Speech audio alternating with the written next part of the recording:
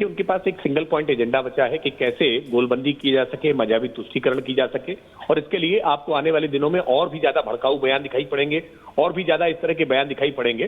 सच बात यह है कि इन्हें बर्दाश्त नहीं हो पाता है कि कैसे हिंदू एकजुट हो रहे हैं। जब से प्रधानमंत्री जी ने कहा है कि एक रहेंगे तो सेफ रहेंगे, उत्तर प्रदेश के मुख्यमंत्री योगी आदित्यनाथ जी ने कहा है कि बटेंगे तो कटेंगे, इन नारों से आज पूरा विपक्ष घबराया हुआ है। और इसीलिए कांग्रेस पार्टी का जो एजेंडा था, जो अब तक हिंदुओं को जातियों में बांटने का प्रयास कर रहे थे, अब उनको लग रहा है कि ये तो मामला बिगड़ रहा है, इसलिए वो जानबूझ करके मुसलमानों को और एकजुट करने के लिए जानबूझ करके संघ पर आपत्तिजनक टिप्पणी कर रहे हैं, कभी साधु संतों पर आपत्तिजनक टिप्पणी कर रहे हैं, कभी धर्म ग्रंथों पर आपत्तिजनक टिप्पणी कर रहे हैं। ये इनके एजेंडे का हिस्सा है कि कैसे सनातन का अपमान करो और मुसलमानों को गोलबंद करो। पर राकेश जी, जिस तरह के नफरती बोल सामने आ रहे हैं, इन नफरती बोल से क्या कांग्रेस जनता के दिल में अपने लिए जगह बना पाएगी, उनके मन में अपने लिए जगह बना पाएगी? क्योंकि पोलराइजेशन की जो ये राजनीति है, ये कांग्रेस को आगे लेके जा पाएगी?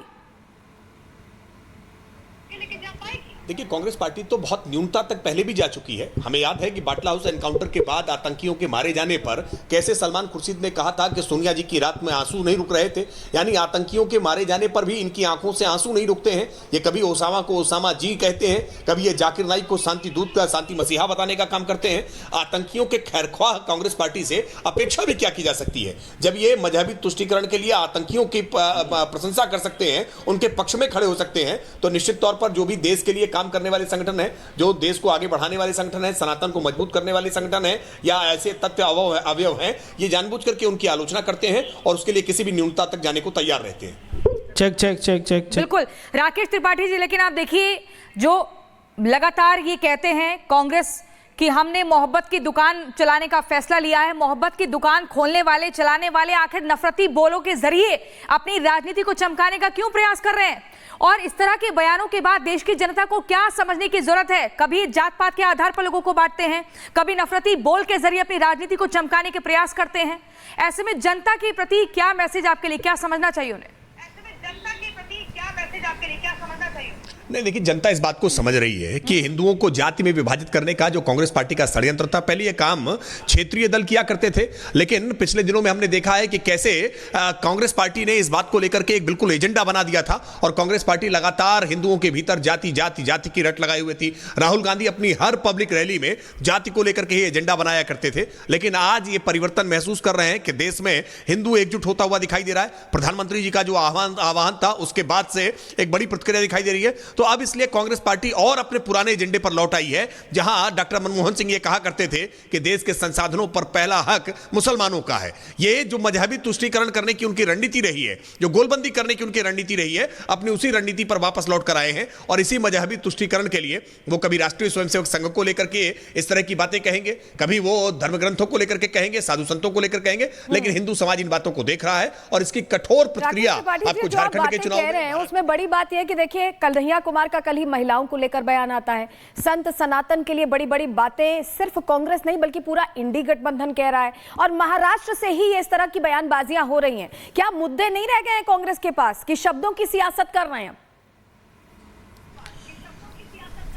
देखिए, सच बात यह है कि महाराष्ट्र की सरकार ने जिस तरह से आज लोक कल्याणकारी योजनाओं के साथ गरीबों के जीवन में परिवर्तन करने का काम किया है, डबल इंजन की सरकार ने जो डिलीवर करने का काम किया है, ये मुद्दों पर बात नहीं करना चाहते हैं। और इसीलिए आज महाराष्ट्र की सरकार जो एकनाथ शिंदे जी के नेतृत्व में चल रही है, जिसमें भारतीय जनता पार्टी एक मजबूत घटक के रूप में है, आज ये उसकी मुद्दों के आधार पर आलोचना नहीं कर सकते। इसलिए मुद्दों से कैसे डिरेल किया जा सके, चुनाव को कैसे एक अलग दिशा में ले जाया जा सके, इसलिए जानबूझ करके भड़काऊ बयान देने वाली बातें कर रहे हैं। इसीलिए मल्लिकार्जुन खड़गे जानबूझ करके योगी आदित्यनाथ जी को करके आपत्तिजनक टिप्पणियां करते हैं, व्यक्तिगत प्रहार करते हैं, और उनकी पार्टी के तमाम नेता रोज कुछ ना कुछ इस तरह के बयान देते हैं ताकि इन बयानों से चुनावों की दिशा बदली जा सके, चुनाव मुद्दों पर ना हो सके। लेकिन हम जनता से अपेक्षा करते हैं, अपील करते हैं कि जनता मुद्दों के आधार पर वोट करे। आपके लिए जिन्होंने काम किया है उन काम के आधार पर वोट करे। आज महिलाओं की सुरक्षा के लिए, महिलाओं के स्वावलंबन के लिए, महिलाओं की आज स्वाभिमान को बढ़ाने के लिए जो प्रधानमंत्री मोदी जी के नेतृत्व में आज महाराष्ट्र की राज्य सरकार ने जो काम किया है, हम उस सरकारों के कामकाज के आधार पर। और आज झारखंड में जिस तरह की अराजकता है, झारखंड में बेटियों की अस्मत को लेकर के आज जिस तरह के खतरे हैं, भ्रष्टाचार जिस तरह से चरम पर है, इन मुद्दों पर बात होनी चाहिए और भारतीय जनता पार्टी इन मुद्दों को लगातार उठाती रहेगी। ये कितनी भी कोशिश करें कि मुद्दों से डिरेल करें, कभी संघ को लेकर आपत्तिजनक टिप्पणी करें या व्यक्तिगत हमले करें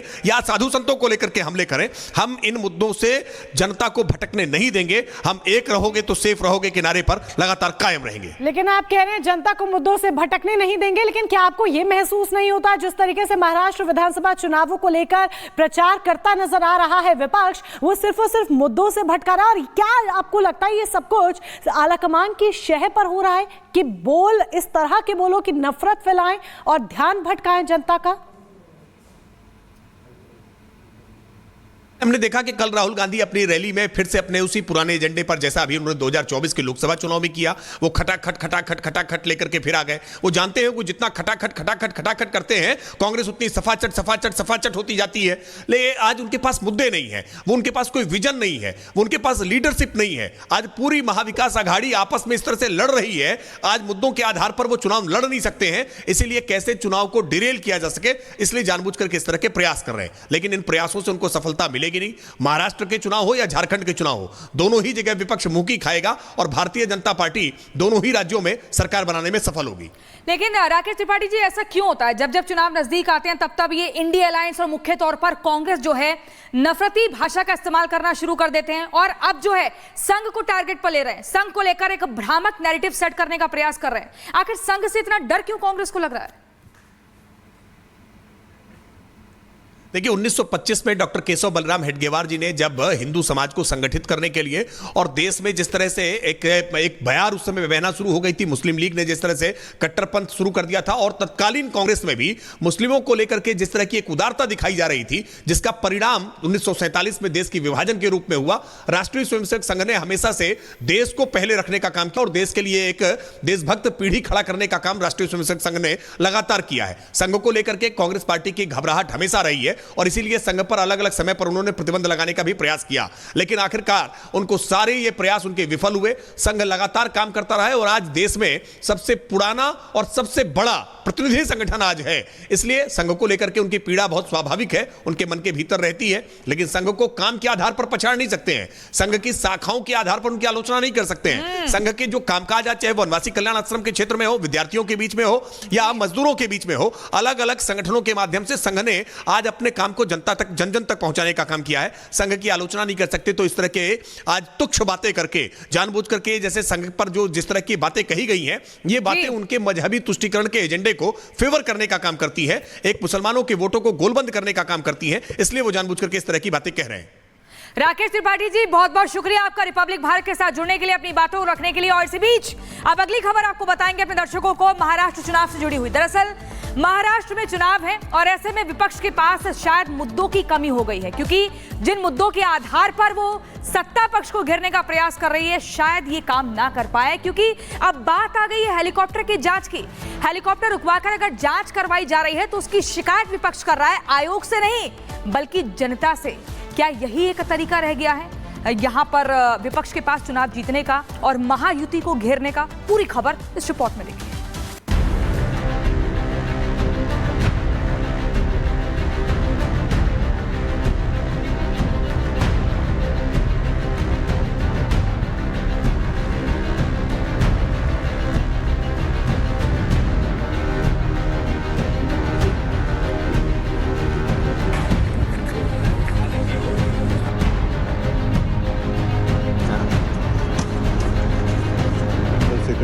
हेलिकॉप्टर की जांच पर नया दांव।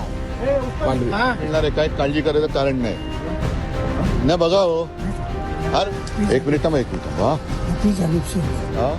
उद्धव ने चेकिंग का बनाया वीडियो। अच्छा, कुठे राहता, काय करता, कुठल्या डिपार्टमेंट? जलसंपदा।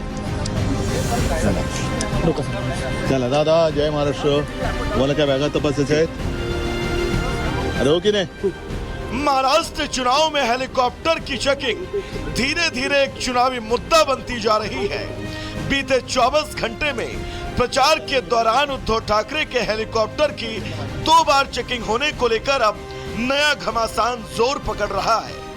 भले ही इस पर उद्धव गुट की शिवसेना ने खुलकर कुछ न कहा हो, लेकिन मुद्दा शांत हो गया है, ये कहना भी जल्दबाजी होगी।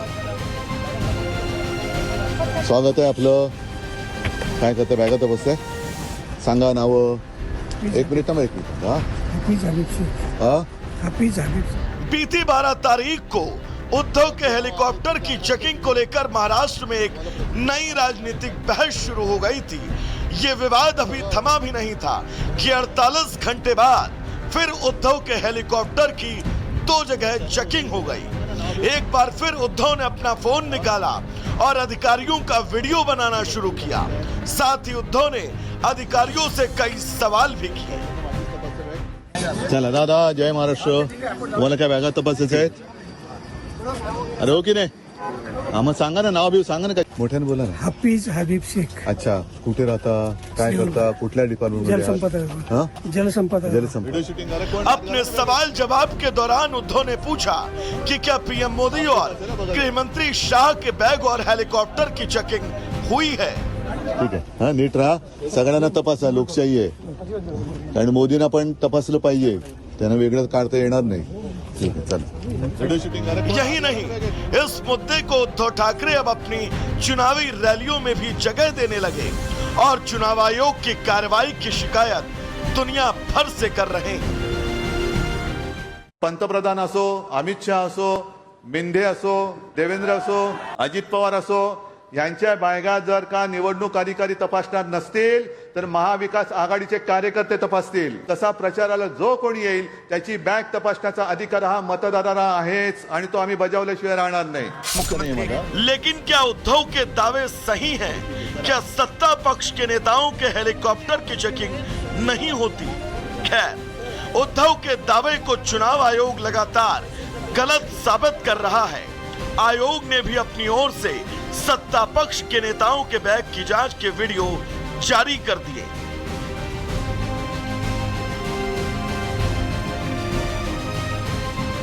महाराष्ट्र में चुनावी शोर दिन ब दिन जोर पकड़ रहा है। वोट जिहाद से लेकर कई मुद्दों पर विपक्ष घिर रहा है, लेकिन अब हेलीकॉप्टर के मुद्दे को उठाकर वो सत्ता पक्ष पर पलटवार की कोशिशों में जुटा हुआ है। ऐसे में देखना होगा कि आखिर उसे इस मुद्दे पर कितनी कामयाबी हासिल होती है। Bureau report, Republic Bharat. और जनजातीय गौरव दिवस पर केंद्रीय गृह मंत्री अमित शाह क्या कुछ कह रहे हैं, आइए आपको सुनाते हैं। पूरी दुनिया का ध्यान दिलाया। भगवान बिरसा मुंडा देश भर में अंग्रेजों के खिलाफ ढेर सारे स्वतंत्रता संग्राम हमारे आदिवासियों ने लड़े, उसकी महान लड़ी का एक हिस्सा है। झारखंड में सिद्धो कान्हो हो, फूलो जानो की 2 बहनें हो और बिरसा मुंडा के नेतृत्व में उल गुलान का संघर्ष हो। राजस्थान में गुरु गोविंद के नेतृत्व में चला भील आंदोलन हो, वसुदेव बलवंत फड़के के नेतृत्व में महाराष्ट्र में हुआ रामोसी विद्रोह हो, उत्तराखंड का बेल और बुक्सा आंदोलन हो, तेलंगाना में रामप्पा नायक, पाजासी राजा और कुरुचिया विद्रोह, ये बहुत बड़ी आजादी के लिए संग्राम तेलंगाना के आदिवासियों ने किया। मध्य प्रदेश में संकरसा का सन 57 का पराक्रम हो, दुर्गावती का मुगलों के खिलाफ आत्म बलिदान हो, या बेगांव का आंदोलन हो, तात्या भील का आंदोलन हो, ये भी आदिवासियों के नेतृत्व में चला। पूर्वोत्तर में खासी और नागा, इन्होंने भी